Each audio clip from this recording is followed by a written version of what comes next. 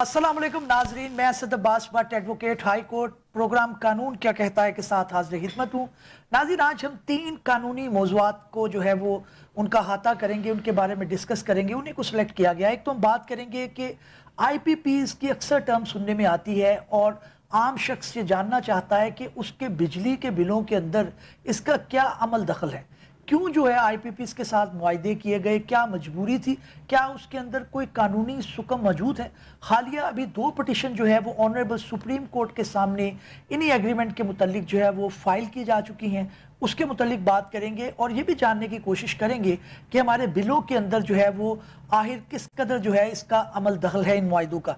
तो उसमें हम बात करेंगे कि हुकूमत वक्त ने एक नया कानून बना दिया है जिसे इलेक्शन एक्ट 2017 के अंदर तरमीम का जो लॉ है समझा जाता है।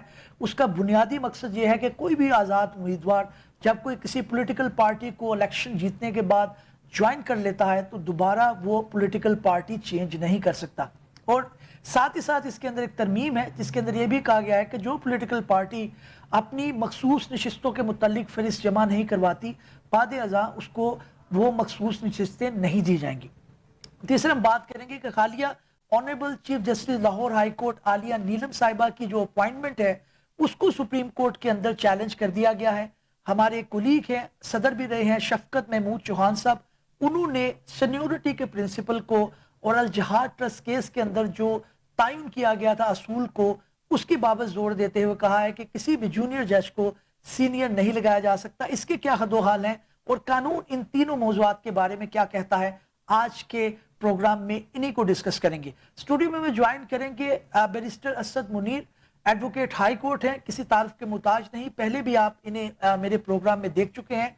काफी कॉन्स्टिट्यूशनल पिटिशनर्स और दूसरे मामला को आर्ग्यू करते हुए हम इन्हें हाई कोर्ट के अंदर देखते हैं। उनसे जानने की कोशिश करेंगे कि वो इन तीनों मौजूआत के बारे में क्या कहते हैं। और साथ ही साथ मुझे टेलीफोन पे ज्वाइन करेंगे दिलनवाज चीमा साहब, एडवोकेट हाई कोर्ट हैं, परमानेंट मेरे पैनल का हिस्सा होते हैं। उनसे भी जानने की कोशिश करेंगे वो इन तीनों मौजूआत के बारे में क्या कहते हैं। और साथ ही साथ मुझे IPPs के मामले के अंदर स्पेशली महारत रखते हैं, एनर्जी सेक्टर की प्रैक्टिस करते हैं, सकलैन अरशद साहब, वो भी एडवोकेट हाई कोर्ट हैं, बल्कि अब advocate supreme court of Pakistan हैं। उनसे भी जानने की कोशिश करेंगे कि वो तीनों मौजूआत के बारे में क्या कहते हैं और क्या इसके बारे में कानून कहता है। तो असद, मैं आपसे बात का आगाज करना चाहूंगा। पहला मौजू जो है वो मैं सिलेक्ट करूंगा कि नया कानून जो आया है, जो तरमीम आई है हमारे लॉ के अंदर, इलेक्शन एक्ट के अंदर, जैसे कि मैंने इंट्रो में भी आपको बताया कि 2 उसके अंदर बुनियादी टर्म है। अगर पहली बात को लिया जाए कि जनाब अगर एक आज़ाद उम्मीदवार जो कि विन कर गया इलेक्शन और चला गया असम्बली के अंदर, वंस उसने कोई पॉलिटिकल पार्टी ज्वाइन कर ली तो दोबारा नहीं उसको चेंज कर सकता। आप इसी सियाको सबाक के अंदर एक ऑनरेबल सुप्रीम कोर्ट की जजमेंट भी है। इतराज़ ये आ रहा है कि ये तरमीम सिर्फ और सिर्फ उस जजमेंट को जो है नलीफाई करने के लिए, उसके असर को ज़ाइल करने के लिए की गई है। क्या पार्लियामान ऐसा कर सकती है? बिस्मिल्लाहिर्रहमानिर्रहीम। सर, सबसे पहले तो मैं आपको इस बात की तरफ आपकी तवज्जो दिलाना चाहूँगा कि ये बेसिकली इस तरह की जो लिटिगेशन है इस पे ना कानूनी जो तरमीम कर रही हैं या इस तरह के जो एक्ट्स पार्लियामेंट में पेश किए जा रहे हैं, इस तरह के एक्ट्स का जो सबसे बुनियादी और जुज़्व है वो ये है कि ये हम इसको ये नहीं कह सकते कि कानून साजी में ये किसी किस्म की पॉजिटिविटी को फ़रोग देने का की तरफ रुझान है गवर्नमेंट का। देखें, अब कानून साजी क्यों की जाती है? कानून साजी इस वजह से की जाती है कि कानून साजी जब करनी है तो उससे आवाम को, जमूर को फ़ायदा हासिल हो, ऐवान की इज़्ज़त और वक़ार बुलंद हो। लेकिन ये जिस तरह की कानून साजी हम देख रहे हैं कुछ अरसे से, जो इस हुकूमत में हमें देखने को मिली कि जो चीज़ गवर्नमेंट अपने मुताबिक करना चाहती है उसके मुताबिक कानून बना लेती है। दूसरे अल्फाज में कहना ये चाहिए है कि जो सिचुएशन बन जाती है उस सिचुएशन को कानून बना लिया जाता है कि जी ये सिचुएशन में हम इस तरह से रिएक्ट करेंगे। ये बेसिकली सर इदारों का तसादुम है, और अगर ये इसी तरह चलता रहा तो किस तरह से जो है वो पाकिस्तान तरक्की करेगा। देखें, तरक्की करने के लिए हमारा सबसे बड़ा मसला हमारे मुआशी मसाइल हैं। जब तक हम अपने मुआशी मसाइल हल नहीं करेंगे, ये मुल्क और ये सोसाइटी जो है वो तेज़ी से तनज़ली का शिकार होती जाएगी। ठीक। मसला इस वक्त ये आ रहा है इस वक्त कि कोई भी किसी की भी मुआशी इस्लाहात की तरफ या इकदामात की तरफ, जो कि बिल्कुल हमारी मईशत वेंटिलेटर पर है और किसी को इसकी तरफ तवज्जो नहीं है। मुल्क डिफॉल्टर होने जा रहा है, लोग बिजली के बिलों से परेशान हैं, लोगों के पास खाने को कुछ नहीं है, गवर्नमेंट के पास खुद रिसोर्सेज नहीं है कि गवर्नमेंट अपने तरक्याती काम अनाउंस कर सके या मुकम्मल कर सके। लेकिन जो लहमा फिक्रिया है वो ये है कि हुकूमत की पूरी एनर्जीज इस बात पे वेस्ट हो रही है कि किस तरह से हम दीगर जो स्टेट इंस्टीट्यूशंस हैं या जो स्टेट के बाकी पिलर्स हैं उनको काउंटर कर सकें। बिल्कुल ठीक है, मैं ऐसे दोबारा आपकी तरफ आऊंगा। नाज़रीन, हमें जो है फोन पे ज्वाइन किया है दिलनवाज चीमा साहब ने, उनसे भी जानने की कोशिश करते हैं। चीमा साहब, आपने नई तरमीम तो सुन ली है, नया कानून आ गया है। अब एक जो कानूनी बहस है वो यही है कि पार्लियामान का बनाया हुआ कानून मुकद्दम होगा, वो प्रवेल करेगा, या फिर जो है वो जो ऑनरेबल सुप्रीम कोर्ट की 12 जुलाई की गालबन जो जजमेंट है उसको इम्प्लीमेंट किया जाएगा। किस तरह से देख रहे हैं आप इस मामले को? भट्ट साहब देखें, ये हमने पिछले शो में तबसरा पे किया कि अब ये लॉ आ रहा है और अब तो ये ऑफिशियली पास भी हो गया फॉर्मली। जी जी। और उसके साथ ही साथ हमारी जो एक्सपेक्टेशन थी कि इसको चैलेंज किया जाएगा, वो चैलेंज भी कर दिया गया है जी जी। सुप्रीम कोर्ट में ना। ठीक। तो अब वही जो डिस्कशन थी कि अब इसके ऊपर टेस्ट आएगा, जैसे पिछली दफा तबसरा हुआ था कि ये कानून में, आइन में इसकी गुंजाइश तो है। ठीक। आप इस तरह से किसी भी जजमेंट का असर जो है उसको खत्म कर सकते हैं, पार्लियामेंट के पास ये इख्तियार है। ठीक। लेकिन उसकी कुछ शर्तें हैं, जिसमें सबसे अहम शर्त ये होती है कि कानून को इस हद तक तरमीम करना जरूरी होता है कि जो नुक्स था वो खत्म हो जाए। ठीक। अच्छा, अब ये एक ज़ेर बहस चीज है सुप्रीम कोर्ट के अंदर। अब ये मामला चलेगा कि ये इस तरीके से किया जा सकता था या नहीं इस खास सूरत हाल में। ठीक। ठीक, बिल्कुल ठीक हो गया। भारत इस वक्त हम ये जरूर कह सकते हैं, कानूनी या आईनी एतबार से देखा जाए तो ये मुमकिन तो है। ठीक। इसको किया जा सकता है, जजमेंट के असर को रोका जा सकता है। यानी आप कहना चाह रहे हैं कि कोई नई चीज नहीं है, माजी के अंदर इस तरह की मिसालें और नजीरें मिलती हैं। माजी के अंदर ऐसी नजीरें हैं। यहाँ पे थोड़ा सा फर्क ये है कि यहाँ पे कानून में कोई नुक्स नहीं था जिसको सुप्रीम कोर्ट ने कालादम करार दिया हो, बल्कि इलेक्शन कमीशन के फैसले को कालादम करार दिया था। ठीक। तो जो नुक्ता उठाएगी पीटीआई लाजमन वो ये उठाएगी कि वो जो फैसले पहले आए थे वो ये थे कि कानून में कुछ नुक्स था, उस पे सुप्रीम कोर्ट ने अपनी राय दी या अपना फैसला दिया कि कानून में ये नुक्स है, तो पार्लियामेंट ने उस नुक्स को दूर कर लिया। ठीक। लेकिन यहाँ पे वो रास्ता, इनका कहना ये होगा, रास्ता यहाँ पे वो नहीं है मौजूद, क्योंकि कानून में कोई नुक्स नहीं था जिसकी बुनियाद पर फैसला आया, बल्कि इलेक्शन कमीशन के जो रद्द अमल को, उसके अपने फैसलों को सुप्रीम कोर्ट ने गलत करार दिया है, उसको दुरुस्त नहीं किया जा सकता। बिल्कुल ठीक है। अच्छा चीमा साहब, एक जिमनी क्वेश्चन भी है, वो ये है कि अभी आपको पता है कि जो ऑनरेबल सुप्रीम कोर्ट की जजमेंट आई उसके अंदर डेडलाइंस थी कि इस तारीख के अंदर जो है वो जो लोग हैं एफिडेविट जमा करवाएंगे। इलेक्शन कमीशन ने उसके ऊपर इतलाक नहीं किया। 39 कैंडिडेट की हद तक नोटिफिकेशन जारी हुआ, 41 की हद तक नहीं जारी हुआ। फिर इस तरह से जो सूबाई असम्बलियाँ थी, पंजाब में भी कुछ नोटिफिकेशन आए, लेकिन मुकम्मल तौर पर उस तरह से जो जजमेंट थी उसका इतलाक नहीं हुआ।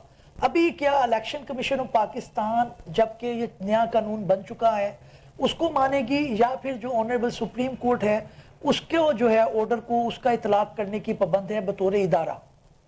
देखिए भट्ट साहब, जब तक नया कानून आया नहीं, और वो तो आजकल की बात है ना जी, तब तक तो जजमेंट हर सूरत लागू थी।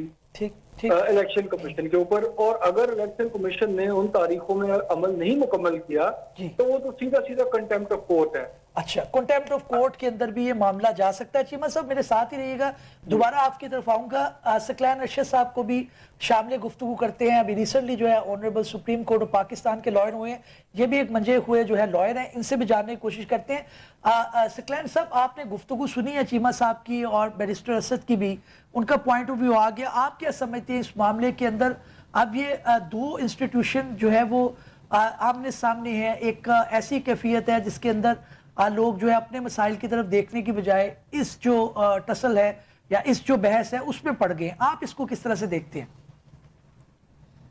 देखें बाबर साहब, फर्स्ट ऑफ ऑल शुक्रिया फॉर हैविंग मी अगेन। इसमें जो आइन में बाबर साहब जो कॉन्सेप्ट है वो है सेपरेशन ऑफ पावर का एक कॉन्सेप्ट है जो कि फाउंडेशन है आइन की। आइन के मुताबिक 3 इदारे जो हैं वो आपका मुल्क चलाते हैं, जिसमें पार्लियामेंट है, आपका एग्जेक्टिव है और जुडिशरी है। अब समझने की जरूरत यह है कि जो सेपरेशन ऑफ पावर का जो कॉन्सेप्ट है, इन 3 इदारों को बना के कि वो किसी भी मुल्क को बेहतरीन तरीके से चलाएं और वो आवाम की वेलफेयर के लिए चलाएं, तो दो फाउंडेशन है। जी कोई भी मामला जब सुप्रीम कोर्ट करे या पार्लियामेंट करे या एग्जीक्यूटिव एक्शन हो, तो आम के लिए जांचने की ये कसौटी है कि वो ये देखें कि क्या वो रूल ऑफ लॉ को जो है वो एनकरेज कर रहा है उनका एक्शन।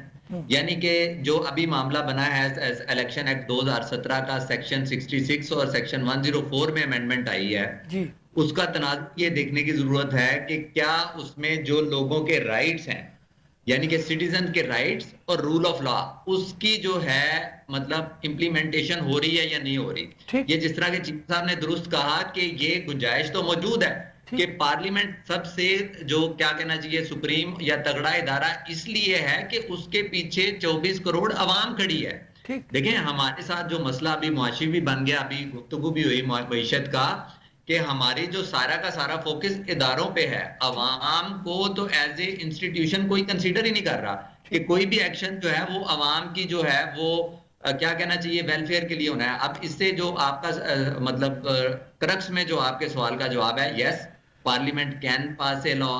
पार्लियामेंट का ने जो लॉ पास किया उसकी इंटरप्रिटेशन सुप्रीम कोर्ट का राइट है। ठीक। फिर आइन ये कहता है कि सुप्रीम कोर्ट जब इंटरप्रिटेशन कर दे और लॉ बना दे तो वो नीचे वाली कोर्ट्स पे बाइंडिंग है। ठीक। फिर सुप्रीम कोर्ट के पास ये भी है कि जब वो लॉ पास करेंगे या कोई ऑर्डर देंगे तो सारे इदारे in aid to supreme court पास करेंगे। ठीक। अच्छा, फिर यहाँ पे आ गया जी, अब सुप्रीम कोर्ट का लॉ तो आ गया, can the parliament do away with the effect of the judgment of the supreme court? The answer is yes. ठीक। बट साहब लेकिन उसको कंप्लीटली नलीफाई नहीं किया जा सकता। लेकिन So, सकलैन basically एक ज़िमनी सवाल इधर आता है, वो ये है कि अगर इसके अंदर जो है वो आपकी मेलाफाइडी इंटेंशन भी आएगी, आप अगर खुद ही बेनिफिशरी हैं, अगर आप उस कानून के खुद ही जो है वो बेनिफिट ले रहे हैं, क्योंकि सीधा सीधा गवर्नमेंट जो है उसका बेनिफिट लेने जा रही है, क्योंकि उनकी 2/3 मेजोरिटी जो है डिस्टर्ब हो रही है, तो उस चीज़ को भी जेर बहस लाया जाएगा सुप्रीम कोर्ट में। वो देखे ना, वो तो एक आईनी बहस है और हम वकला ये समझते हैं कि वो बिल्कुल उसी यार्ड स्टिक पे वो इस नई अमेंडमेंट्स को स्ट्रक डाउन किया जा सकता है या नहीं किया जा सकता, कि वो जो सुप्रीम कोर्ट दोबारा देखेगी। लेकिन बात ये है कि हम एज ए नेशन, मैं जो पॉइंट आपको देना चाह रहा हूं कि क्या ये हम इदारों का तनाव इस तरफ हो गया कि जी एक तरफ सुप्रीम कोर्ट एक कानून पास कर रही है और पार्लियामेंट कह रही है जी नहीं ये लॉ बिल्कुल ठीक नहीं है। तो कहने का मकसद ये है कि हमें कहीं ना कहीं ब्रेक लगा के इन इदारों, ये ऐसे नहीं हो सकता कि इसको कहीं ना कहीं एंड होना है, इन इदारों ने इकट्ठे बैठना है, फिर इन इदारों ने मुल्क को चलाना है और फिर ये मुल्क की मईशत चलनी है। तो ये क्वेश्चन या मतलब ये नहीं बहस है कि जी वो कर सकते हैं या नहीं कर सकते। मेरी राय में मेरी ये इकट्ठे बैठे और मुल्क आगे चले। बिल्कुल ठीक है, आपका पॉइंट आ गया। मैं दोबारा आपकी तरफ आऊंगा। असद, आपने देखा इख्तलाफी नोट भी 2 ऑनरेबल जजेस की तरफ से आया इसी जो है मखसूस नशिस्तों के हवाले से। उसके अंदर जो सबसे ज्यादा जेर इतराज या जेर बहस चीज आ रही है वो ये है कि इदारों को कहा गया कि आप इस ऑर्डर को, जो शॉर्ट ऑर्डर है जिसके अंदर मेजोरिटी ऑर्डर आपको पता है प्रवेल करता है, उसके अंदर ये था कि इन डेट्स के ऊपर आप ये चीज़ें करेंगे, वेबसाइट पे चढ़ाएंगे, लोगों के एफिडेविट लेंगे, उनकी जो एसोसिएशन जो है उसको क्लैरिटी आएगी। तो जो इख्तलाफी नोट है उसके अंदर ये बात आ गई है कि जनाब आप इसको इम्प्लीमेंट ही ना करें। तो ये आप समझते हैं कि ये एक ऐसी चीज़ है जो बिल्कुल मामूल के मुताबिक है, या इसके अंदर जो है वो जो ऑनरेबल जजेस, जाहिर है वो हमारे लिए ऑनरेबल भी हैं, लेकिन उनको ये नहीं लिखनी चाहिए थी? सर बेसिकली तो मैं ये गुजारिश करूँगा कि जिस तरह आपने कहा कि हमारे लिए भी ऑनरेबल हैं वो, और मेरे नज़दीक इस तरह की पुरानी कोई नज़ीर इसमें मौजूद नहीं है।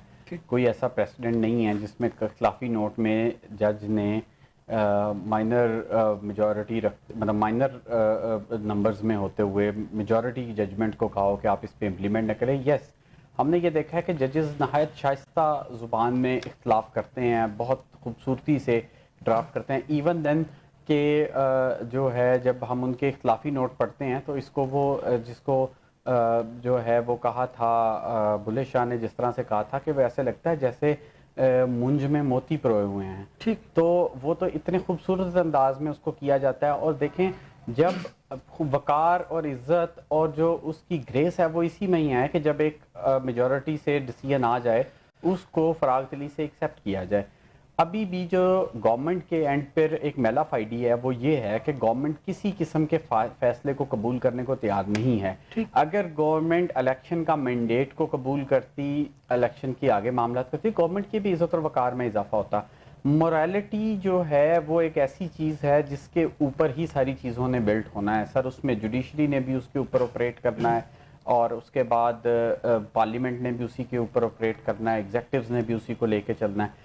प्रॉब्लम यहाँ पर ये आ रहा है कि moral values day by day शिद्दत से डिटेरिएट हो रही हैं। हम उन सब, अभी आपने जिस तरह से कहा कि क्या ऐसा हो सकता था, ऐसा किया जा सकता है, ऐसा लिख देने से कोई फ़र्क नहीं पड़ता, क्योंकि फैसला तो वो होता है जो मेन फैसला, जो जजमेंट शीट होती है वो असल फैसला होता है। इख्तलाफी नोट का तो सिर्फ अपने ख्यालात होते हैं कि मैं इससे इख्तलाफ क्यों कर रहा हूँ। फॉर एग्जाम्पल मेरे हिसाब से तो ये एक प्लेटफॉर्म है जो जजों को इस बात की एक्सप्लेनेशन देने के लिए दिया गया है कि जजेस ये बता सकें कि अगर मैं मेजॉरिटी से डिसएग्री कर रहा हूं तो मेरे पास क्या ग्राउंड्स हैं, मैं किन चीज़ों से सेटिस्फाई नहीं हो सका। लेकिन ये कह देना कि ये जो जजमेंट है मेन जो बड़े बेंच ने दी है या जो बाकी मेजॉरिटी ने दी है, इसके ऊपर अमल दरामद ना किया जाए, ये तो सर बाइंडिंग ही नहीं है। ऑर्डर तो वो मानना है जो ऑर्डर शीट में लिखा हुआ है। बिल्कुल ठीक है सर, दोबारा आपकी तरफ आऊंगा। दिलनवाज चीमा साहब, आपने भी देखा इख्तलाफी नोट, उसके ऊपर बड़ा तबसरा भी हुआ। ये लाइन खास तौर पर जो मैं भी इससे से भी डिस्कस कर रहा था, उसके अंदर ये है कि आप जो है वो मेजोरिटी के फैसले को ना माने, ये इदारों को कहा गया। तो क्या इख्तलाफी नोट में इस तरह की नज़ीरें मिलती हैं? देखें, मैं आपको बात बताऊं, ये जो डिसेंटिंग ओपिनियन होती है ना जी, ये देखिए, इसको वो बात यहाँ तक बिल्कुल ठीक है, कहने से कोई फर्क नहीं पड़ता, क्योंकि ये जजमेंट ऑफ द कोर्ट नहीं है। ठीक, जजमेंट ऑफ द कोर्ट वही होती है जो अक्सरियत की राय होती है। ठीक ठीक ठीक है, लेकिन ये चले थोड़ा आगे लिख दिया कि आप इस पर असर इस पर अमल ना करें या जो भी, लेकिन ये कोई बड़ी बात नहीं होती कि वो अपना जो फैसला है उसके नीचे अपने मुताबिक मुकदमे का फैसला करते हैं। मतलब जहां पे मेजॉरिटी अगर एक्सेप्ट कर रही है पिटिशन जी, तो जो इख्तलाफी जजेस होते हैं, इख्तलाफी राय रखने वाले, वो अपने फैसले के एंड पे लिखते हैं पिटिशन इज डिसमिस्ड, समझ रहे हैं जी, वो जी। अपने हिसाब से उसको खारिज ही करते हैं। ठीक ठीक ठीक, अच्छा, उनके खारिज कर देने से खारिज हो तो नहीं रह जाती वो ठीक है, लेकिन इस तरह एक्सप्रेसली लिखना चीमा साहब, वो एक चीज जो है वो आ रही है कि इदारे उसके पाबंद नहीं है। कि वो देखिए, अगर क्यों नहीं है, अगर एक बंदा खारिज कर रहा है पिटिशन, इससे बड़ी बात क्या हो सकती है, लेकिन उसका भी तो कोई असर नहीं ना होता। तो आप ये लिख दें कि इस पे असर ना करें, इस पे अमल ना करें, उस सारे की उनकी हैसियत है, उसमें कोई उतना 12 आमतौर पर लिखा नहीं जाता है उसे, लेकिन कोई इतनी बड़ी बात नहीं है, ये इतनी बड़ी बात नहीं है। सकलैन, आपने भी इख्तलाफी नोट पढ़ा, आपकी नजर से गुजरा, 2 ऑनरेबल जजेस ने बात की कि पाबंद नहीं है इदारे उस ऑर्डर को मानने के लिए जो मेजोरिटी का है। एक इतराज भी आया कि जनाब इस तरह की नज़ीरें मिलती हैं। ऑनरेबल चीफ जस्टिस से उस जमाने के इफ्तिखार मोहम्मद चौधरी साहब, जब एमरजेंसी लगी या पीसीओ आया, तो वो भी इदारों को कहते थे कि इदारे जो है वो पाबंद नहीं है किसी भी जो है इस तरह के ऑर्डर को मानने के लिए जो गैर आईनी है। तो नज़ीरें तो इस तरह मिलती हैं आपको? अच्छा बट साहब देखें, इसमें ये है ना जी कि सुप्रीम कोर्ट ने एक ऑर्डर किया और मेजोरिटी का व्यू और माइनॉरिटी का व्यू डिफरेंट आ गया, और ये हम आम फैम जो है, मतलब आम लोग आम तौर पे हम ये देखते हैं। अब इसमें समझने की क्या चीज है, देखें एक तो ये है कि जिस सोसाइटी में डिसेंट नहीं है वहां पे चीजें जो जमहूरी इक़्तिदार हैं वो उस तरह से नहीं पनपती जिस तरह के जहां पे एक फ्रीडम ऑफ एक्सप्रेशन और फ्रीडम ऑफ थॉट हो। ठीक, मैंने थोड़ी सी इस पे तहकीक की तो पता चला कि कुछ ममालिक ऐसे हैं इवन डेवलप्ड कंट्रीज में भी जहां पे डिसेंट करने की इख्तियार तो होता है जजेस को, लेकिन वो पब्लिक नहीं करते। वो कहते हैं यार ये इस तरह से जो अवाम है वो बेसिकली सोचते हैं कि एक इदारे के अंदर ही अगर इतना इख्तिलाफ है तो ये इदारा हमारे अवाम के लिए किस तरह काम करेगा। सो गिवन द फैक्ट कि हम एग्री कर सकते हैं कि वो डिसेंट को डिस्क्लोज करें या ना करें।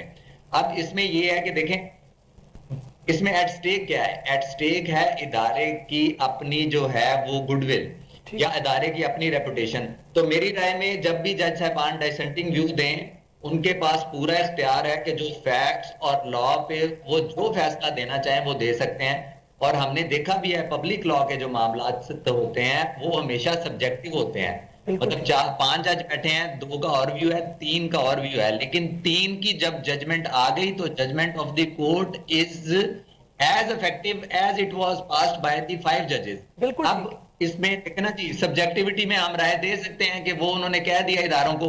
अब आपने खुद कह दिया कि लॉ भी वही इदारे पाबंद हैं फॉलो करने के लिए जो आईनी और कानूनी उनको बताया जाए कि भाई ये कानूनी और ये कानूनी नहीं है। ठीक। लेकिन ये बार थोड़ा सा मेरा ख्याल है कि ये थोड़ा सा डिस्प्रपोर्शनेट में जो डाइसेंटिंग नोट हैं वो गए हैं, जिसपे जो है वो सुप्रीम कोर्ट को खुद जो है ना वो देखना चाहिए कि आइंदा के लिए जो है ऐसे मामला ना हो कि जहां पे किसी टसल का या कोई ऐसा व्यू हो कि जैसा जैसा मान अपने व्यू देने की बजाय आगे जो है वो एक दूसरे को नीचा दिखाने की कोशिश बिल्कुल करें। ठीक है नाज़रीन, हमें दूसरे मौजू की तरफ बढ़ना है। हमने डिस्कस किया कि जो नया लॉ आया है उसके बारे में असल आइन और कानून क्या कहता है। दूसरे मौजू की तरफ बढ़ते हैं और बात करेंगे आईपीपीस के एग्रीमेंट।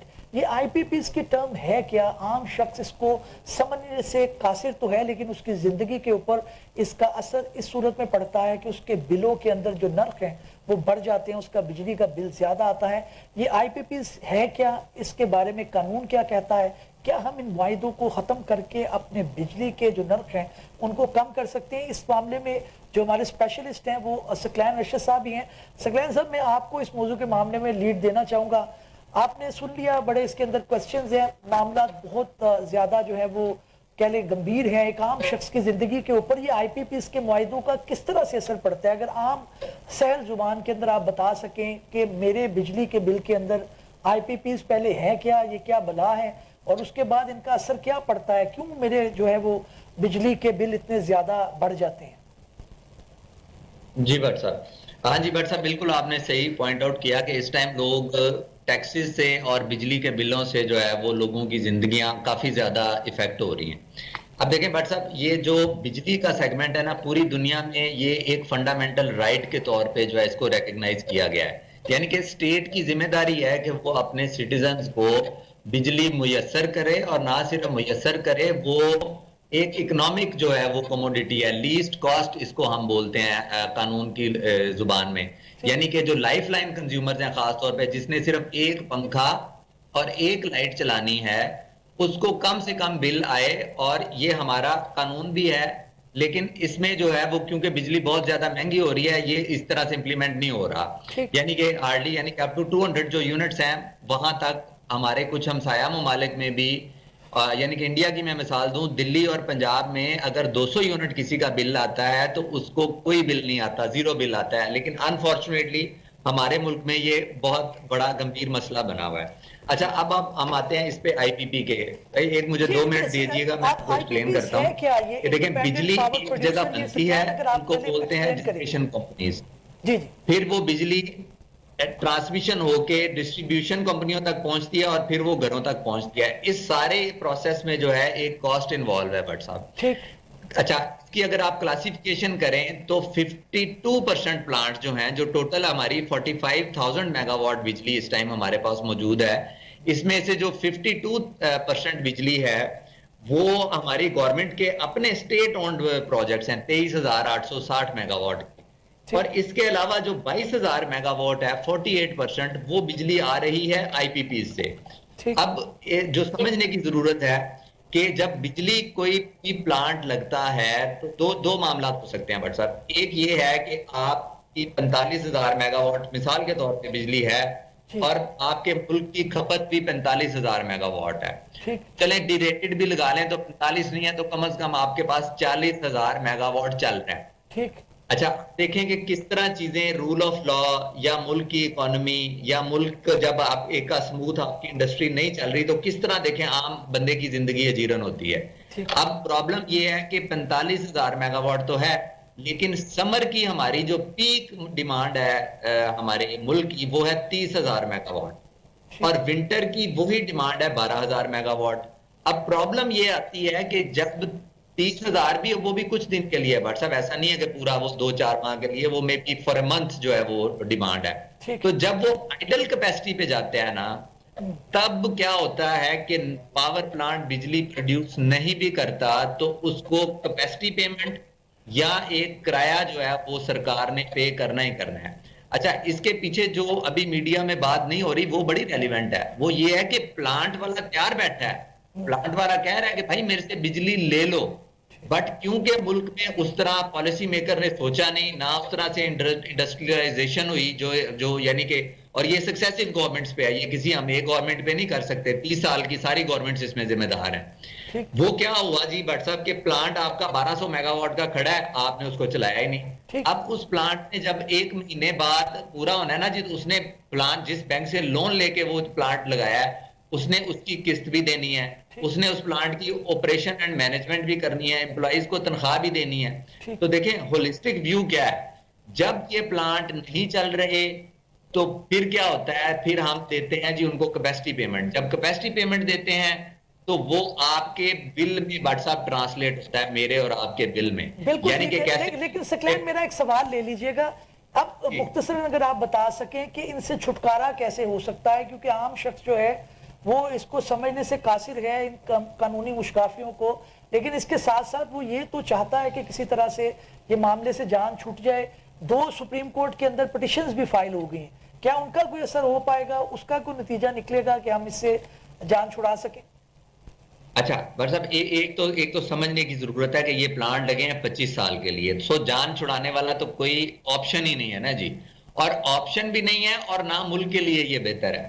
ठीक, प्रॉब्लम कहां पे मैंने जिस तरह गुजारिश की कि हुई कि जो लग गए हैं उनको आपने या चलाना है या नहीं चलाना, आपने पैसे देने ही देने हैं। कब खत्म हो रही है, किस सन में जाके खत्म हो रही है? अब हाँ जी, अब मैं आपकी क्वेश्चन का जो है वो आंसर करने की कोशिश करता हूं कि इस बिजली का जो क्राइसिस है इससे जान छुड़ाने के तरीके भट्ट साहब 2 हैं। एक तो देखें, एक पहलू ये है कि जो जिस तरह मैंने पहले कहा कि मुल्क में रूल ऑफ लॉ हो, मुल्क की इकोनॉमी चले, यहाँ पे इदारे स्टेबल हों, जुडिशरी काम अपना काम करे, ब्यूरोक्रेसी करे और मतलब पुलिस करे, हर बंदा हर इदारा अपना काम करे, ताकि लोगों ने जो बैंकों में पैसे रख के 20% इंटरेस्ट ले रहे हैं वो पैसा सोसाइटी में आए और इंडस्ट्री चले, और जो बंदा दुबई पैसे भेज रहा है वो पैसा यहां लगाए। इसके अलावा भट्ट साहब अनफॉर्चुनेटली कोई हल नहीं है। ये एक मेरी फिगर सुने, अभी जो ये तो आईपीपीज आपके 7460 मेगावाट के मजीद आ रहे हैं। 2032 तक हुकूमत पाकिस्तान ने अलाउ किया हुआ है कि 7460 के आईपीपीज मजीद आ रहे हैं, और गवर्नमेंट ऑफ पाकिस्तान के जो अपने प्रोजेक्ट्स हैं वो हैं जनाब 11550 मेगावाट, वो 2029 तक आ रहे हैं। तो मसला ये नहीं है कि आज तो क्या कर सकते हैं आप, ज्यादा से ज्यादा आईपीपीज का फोरेंसिक ऑडिट होना चाहिए। अगर उन्होंने वो पैसा बनाया है जो कि वो उनको नहीं, मतलब विद इन दी पीपीएस जो है वो they were not entitled to get, मतलब उन्होंने एफिशिएंसी में मिसाइल किए हैं, या उन्होंने तेल ऐसा इस्तेमाल किया है, या उन्होंने खुर्द बुर्द की है, उनको बिठाएं, उनसे बात करें उन बातों पे जो कॉन्ट्रैक्ट्स को। लेकिन सकलैन मुझे ये बताइएगा कि 2 पिटिशनें फाइल हुई हैं, अब आम एक शहरी जो है उन पिटिशन से उम्मीद लगाएगा कि शायद इससे कुछ निकले, लेकिन मैंने जो एग्रीमेंट्स पढ़े हैं उसके अंदर आपका इंटरनेशनल आर्बिट्रेशन क्लॉज भी है, तो क्या ऑनरेबल सुप्रीम कोर्ट इन मामला को कोई सेट असाइड कर सकता है, कोई बेहतर कर सकता है? नहीं बट साहब, सेटिसाइड तो वो नहीं करेंगे। देखें ये वेस्टेड राइट्स क्रिएट होते हैं, और स्टेट की ये फॉरेन जो आपकी सॉवरेन गारंटीज हैं इनको बैकअप के लिए, और देखें ना, और फाउंडेशन भी किसी भी कॉन्ट्रैक्ट को नल एंड वाइड देने के लिए सुप्रीम कोर्ट के लिए वो बड़ी स्ट्रिंजेंट है कि कोई फ्रॉड किया हो, किसी ने कोई धोखा किया हो, या जो है वो अनड्यू एनरिचमेंट वहां पे कौन साबित करेगा। हाँ ये जरूर हो सकता है कि सुप्रीम कोर्ट ये कह दे कि इन आईपीपीज के कॉन्ट्रैक्ट्स के बियॉन्ड जो इनके सारे अकाउंट्स लें, इनका फोरेंसिक ऑडिट करें। और उससे पहले अगर मैं आपको, क्योंकि मैं इस सेक्टर में काम करता हूं, मेरी राय में एक दफा ये खान साहब के दौर में निगोशिएट हो चुके हैं, हो सकता है देयर इज ए चांस कि ये दोबारा निगोशिएट हो जाएं। बिल्कुल, लेकिन ये है कि शायद आपकी तरफ वापस आऊंगा मैं। साहब का मैं इंटरव्यू सुन रहा था, उन्होंने कहा जी अगर ये आईपीपीज का सारा मसला हल भी हो जाए तो जो 72 रुपए का आपका यूनिट है ना जी, उसमें सिर्फ 3 रुपए पर यूनिट आपको फायदा होगा। बिल्कुल ठीक है। अल्टीमेटली जो लोग चला रहे हैं उनको इस मुल्क की इकोनॉमी को चलाना पड़ेगा। आईपीपीज का हल सिर्फ 5% जो है वो हमें फायदा देगा। बिल्कुल ठीक है। दिलनवाज चीमा साहब, आपने सकलैन की गुफ्तगू सुनी, काफी डिटेल में उन्होंने बताया। अब ऑनरेबल सुप्रीम कोर्ट के सामने भी 2 पिटिशनें पेंडिंग हैं, अभी फाइल हुई हैं, उनकी क्या फादियत होगी कीपिंग इन व्यू कि आपके जो एग्रीमेंट्स हैं आईपीपीज के साथ, उनके अंदर आर्बिट्रेशन क्लॉजेस भी मौजूद है, आपने भी इसके ऊपर काम किया, क्या कहेंगे? जी हाँ जी, मैं समझता हूँ भट्ट साहब इसके जो स्कोप है ना सुप्रीम कोर्ट के पास बड़ा लिमिटेड है। और मैं आपको इसकी हमारी जो हिस्ट्री की एक मिसाल है वो भी दे देता हूँ। रेंटल पावर प्रोजेक्ट जो थे ना वो भी आईपीपी की शक्ल में ही होते हैं, वो रेंटल पावर प्रोजेक्ट होते हैं। उसकी सुप्रीम कोर्ट ने सो मोटो नोटिस लेके उसको सर्टिफाइड किए थे बहुत सारे कॉन्ट्रैक्ट्स को। ठीक, उसमें एक इंटरनेशनल इन्वेस्टर भी थे, टर्किश इन्वेस्टर थे। जी, उन्होंने फिर उसकी सुप्रीम कोर्ट की जजमेंट की बेसिस के ऊपर जो है इंटरनेशनल आर्बिट्रेशन इनिशिएट कर दी थी पाकिस्तान के खिलाफ। ठीक, वो जो फैसला था वो पाकिस्तान के खिलाफ आया और इन्वेस्टर के हक में आया, और अक्सर ऐसा ही होता है। तो वो इतने पैसे बन गए कि पाकिस्तान को वो देने मुश्किल हो रहे थे। ठीक, तो सुप्रीम कोर्ट उससे ये सबक अखज किया गया कि ये जो फैसले हैं, रिकोडिक का भी इसी तरह का एक मिसाल है, वो फर्क सेक्टर है। ठीक, जब आप इस तरह की इंटरवेंशन सुप्रीम कोर्ट करती है और इस तरह की जजमेंट पास करती है तो उसके असरात बड़े दूर तक जाते हैं। और ये इंटरनेशनल अग्रीमेंट्स, इंटरनेशनल आर्बिट्रेशन की प्रोविजन मौजूद होती हैं। तो फॉरेन कंट्रीज में जाके इन्वेस्टर जो है मुल्क के खिलाफ वो मुकदमा कर सकता है जिसमें मुल्क को बहुत ज्यादा पैसे देने पड़ सकते हैं। बिल्कुल ठीक है। लेकिन चीमा साहब, फोरेंसिक की हद तक अगर कोई मेलाफाइडी आ रही है, उसमें कोई अर्ज नहीं है। वो सुप्रीम कोर्ट अगर चाहे इन्वेस्टिगेशन, हालांकि वो भी एक तरह से स्ट्रिक्टली स्पीकिंग सुप्रीम कोर्ट का कहा जा सकता है एम्बिट नहीं है, लेकिन चले मुल्क के मुफाद के लिए अगर मुमकिन हो सुप्रीम कोर्ट कहे कि इसको ऑडिट किया जाए और उसके बाद डिटर्मिन किया जाए, और उसका भी मेरा ख्याल बेहतर तरीका है। जो इदारे बने हुए हैं जिसका नेपरा है, नेपरा का काम ही है, नेपरा को ये ड्यूटी दी जा सकती है कि अब इसको ऑडिट करें सही तरीके से और डिटर्मिन करें कि पैसे ज्यादा तो नहीं, कि उसमें कोई अर्ज नहीं, क्योंकि वो मुआवजे की खिलाफ वर्जी होगी अगर साबित हुआ। बिल्कुल ठीक, तो वो तो फिर मुआवजे पे अमल ही करा रही है ना सुप्रीम कोर्ट। बिल्कुल ठीक है। चीमा साहब मेरे साथ ही रहिएगा, अभी तीसरा मौजूद भी आपसे डिस्कस करना है। असद, आपने सारी गुफ्तगू सुनी है। अब एक आम शख्स जो है पहले कहते हैं जी कि लाइट नहीं आ रही थी, आपको पता है कि लोड शेडिंग बड़ी ज्यादा थी। अब वो मामला किसी हद तक अगर हुआ है, बल्कि कई इलाकों में अभी भी है, तो अब जो है उसके नर्ख इतने ज्यादा है कि आप कहते हैं उससे बेहतर था कि आप लोड शेडिंग वाला दौर ज्यादा बेहतर था। सर बेसिकली गुजारिश ये है कि मैं जो अभी डिबेट हुई उसके काफ़ी ज़्यादा बड़े हिस्से से एग्री नहीं करता। ठीक, उसकी रीज़न ये है कि ये खामखा एक गोंगलों से मट्टी झाड़ने वाली बात है कि जी फोरेंसिक ऑडिट होगा तो उसमें पता नहीं क्या। सर पेमेंट्स के लिए प्रॉपर प्रोसीजर्स मौजूद हैं जिनके थ्रू पेमेंट्स होती हैं। ऑयल इंपोर्ट होता है, उसकी एलसीज खुलती हैं। कोई छोटी मोटी कोई ये कहते पावर प्लांट ने कोई ईरानी तेल यूज़ करके या कुछ और इस तरह का कुछ किया होगा तो वो मिल जाएगा, लेकिन वो भी कोई इतनी बड़ी क्वांटिटी में नहीं होता।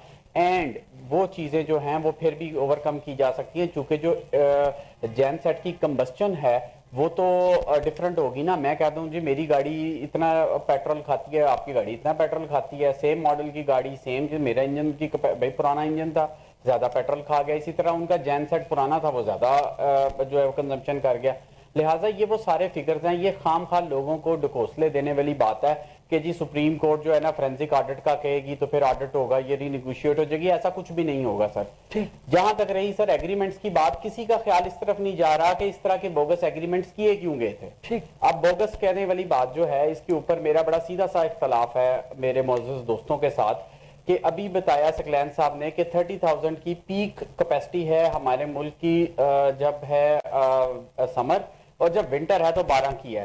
तो जनाब उसको खाली रखना जरूरी है 18,000 के कैपेसिटी को। तो सर जिस वक्त अगर हम इसको अगर हम इंडस्ट्री लगा देते हैं 18,000 के जो गैप है उसकी, उन्होंने कहा जी इंडस्ट्रियलाइजेशन नहीं की गई, अगर इंडस्ट्री लग जाती तो जिस दिन 30,000 की डोमेस्टिक और आज की जो मौजूदा कंजम्पशन है वो मौजूद होती 30,000 की, तो जो 18,000 की ऊपर की कैपेसिटी की लगी होती इंडस्ट्री, फिर वो लोग बेरोजगार होते, हम नया राग लापते।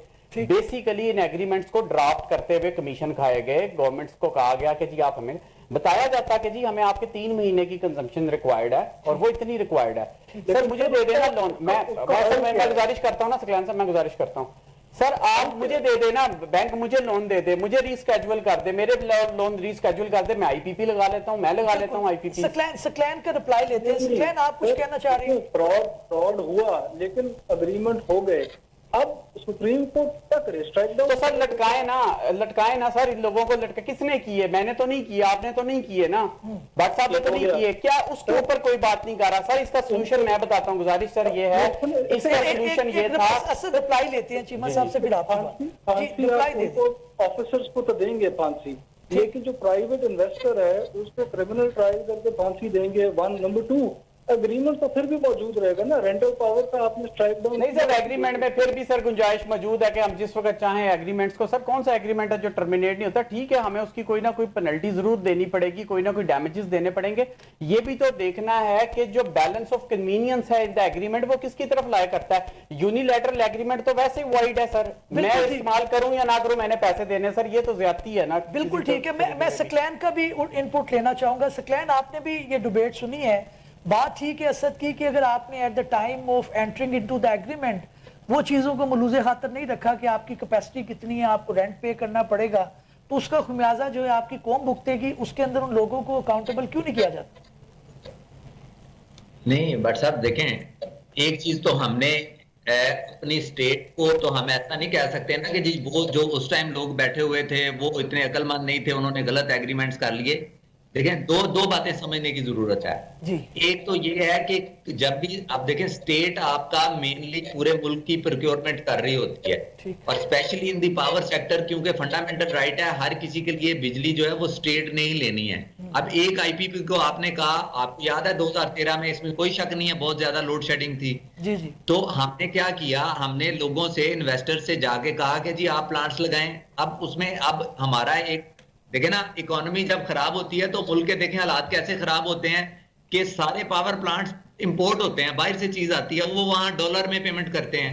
अब जब वो डॉलर में पेमेंट करते हैं तो वो यहां से पैसा लेके ट्रांसलेट करके हमें डॉलर टर्म्स में उनको वापस करना पड़ता है। अब जब प्लांट लगाया वो था 100 रुपए का डॉलर, आज है तकरीबन जो है 280 या 90 रुपए का डॉलर। तो हमारे साथ चीजें अनफॉर्चुनेट हुई कि हमने उस तरह से चीजें, हम क्या कहना चाहती हैं, कहना चाह रहा हूं कि वो नहीं कर सके उस टाइम। प्लांट अब लग चुके हैं, उसमें जो स्कोप है, मेरी एज ए लॉयर जो राय है, देखिए बियॉन्ड जब तक आप साबित, क्योंकि कानूनी बात है ना जी, कॉन्ट्रैक्ट कितने खुलेंगे? कॉन्ट्रैक्ट जब खुलेंगे जब ये साबित हो जाएगा कि ये विद इन दी पैरामीटर जो किसी को पेमेंट मिलनी थी उससे या बियॉन्ड मिली है, या उसने कुछ फ्रॉड किया है, या जो है कि ये कॉन्ट्रैक्ट जो है वो अदरवाइज ही कोई क्लॉज उसकी इलीगल थी। तो ये जिस तरह जो है ये डिबेट चलती रहेगी, ये मेरा ख्याल है ये असल इशू को जो है ना वो बेसिकली हम अप्रिशिएट नहीं कर सके एज ए नेशन। आईपीपी का issue, even if it is solved, it will solve the problem up to 5%। हाँ, ये है कि ये पूरा मसला हल तभी होना है जब सारे के सारे इदारे मिल बैठ के, सारे मुल्क के सारे इदारे चलेंगे, और जिस तरह मैंने कहा कि इकोनॉमी चलेगी, इकोनॉमी चलने के साथ बिजली के मसाइल अवाम के हल होंगे। तो ये हम आज समझ जाए चाहे 5 साल बाद समझ। हमें तीसरे मौजू की तरफ नाज़रीन बढ़ना है। Honourable chief justice Lahore high court Aliya Neelam साहिबा की जो अपॉइंटमेंट है उसे भी हालिया दिनों के अंदर शफकत महमूद चौहान साहब ने चैलेंज कर दिया है इस बुनियाद के ऊपर कि मोस्ट सीनियर जज जो हैं उनको जो है वो चीफ जस्टिस बनना चाहिए था। सीनियरिटी के प्रिंसिपल को लेकर क्या ये मामला इतना सीधा है कि ऑनरेबल सुप्रीम कोर्ट इसके अंदर फैसला दे सकेगी? इसके अंदर कोई पुराना मुकदमा है, पुरानी एक नज़ीर है, अल जहाद ट्रस्ट केस का भी जिक्र किया जाता है। मैं चीमा साहब आपकी तरफ आऊँगा, अगर एक ऑनरेबल खातून जो है वो ऑनरेबल जस्टिस, चीफ जस्टिस बन गई हैं, तो मामले को अब उछालने से क्या फायदा होगा? क्यों इस तरह की चीजें चैलेंज की जाती हैं? क्या कहेंगे आप? हमारे डॉक्टर वकला में ना बहुत बड़ी जो ग्रुप है उसका ये मुस्तकिल व्यू रहा है कि सीनियरिटी प्रिंसिपल को जो है ना इग्नोर नहीं करना चाहिए। ठीक। अब ये बड़ी लंबी बहस है जिसमें मैं किसी भी तरफ अपनी राय नहीं देना चाहता, वो दोनों तरफ की आर्गुमेंट्स अच्छी हैं अपनी तरफ। ठीक। कुछ लोग कहते हैं कॉम्पिटेंसी को देखना चाहिए, दूसरी तरफ की राय है कि हमारे मुल्क में कॉम्पिटेंसी का मतलब होता है फेवरेटिज्म, तो फिर बेहतर यही होता है कि सीनियरिटी को फॉलो किया जाए। जी। बहरहाल दोनों जगह अपनी बहस है। यहाँ पे सीनियरिटी का प्रिंसिपल फॉलो नहीं किया गया, लेकिन थोड़ी हैरानकुन चीज ये है कि इस एलिवेशन को अब सुप्रीम कोर्ट में चैलेंज किया जा रहा है। जी। अब सुप्रीम जुडिशियल काउंसिल ने अपना इसके ऊपर मीटिंग की, अपना पूरा उसका तरीकेकार जो है वो फॉलो किया जुडिशियल कमीशन ने। उसके बाद उसने अपना फैसला दिया।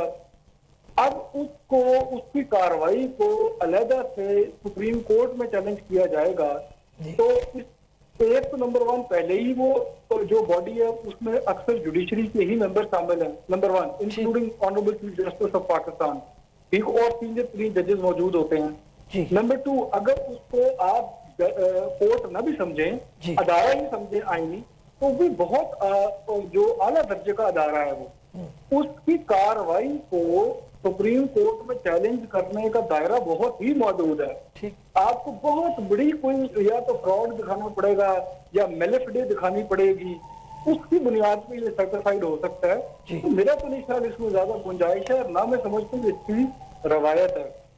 बिल्कुल ठीक है चीमा साहब, मैं असद आपकी तरफ आऊंगा। ऑनरेबल चीफ जस्टिस हैं, पहली खातून जो है, इंटरनेशनली भी उसको अप्रिशिएट किया गया, लोगों ने भी उसको अप्रिशिएट किया और कॉम्पिटेंसी का लेवल भी उनका, दूसरे ऑनरेबल जजेस भी इक्वली कॉम्पिटेंट हैं। लेकिन जाहिर एक खातून आ रही थी, एक अच्छा सॉफ्ट जो है इमेज पाकिस्तान का गया, तो काम भी उन्होंने ठीक किया। एज ए प्रैक्टिसिंग लॉयर भी वो हमने देखा कि वो एक मेहनती वकील थी, और उन्होंने एज ए जस्टिस भी बहुत ज़्यादा क्रिमिनल लॉ के ऊपर ग्रिप की, एडमिनिस्ट्रेटिव साइड भी उनकी स्ट्रॉन्ग है। तो क्या इसके अंदर बुराई है कि अगर हम एक खातून को बतौर chief justice Lahore high court क्यों नहीं डाइजेस्ट कर पा रहे? तो इसमें किसी किस्म की कोई शुबा नहीं है कि इस चीज़ को डाइजेस्ट करना चाहिए, बल्कि इसको होल हार्टेडली डाइजेस्ट करना चाहिए।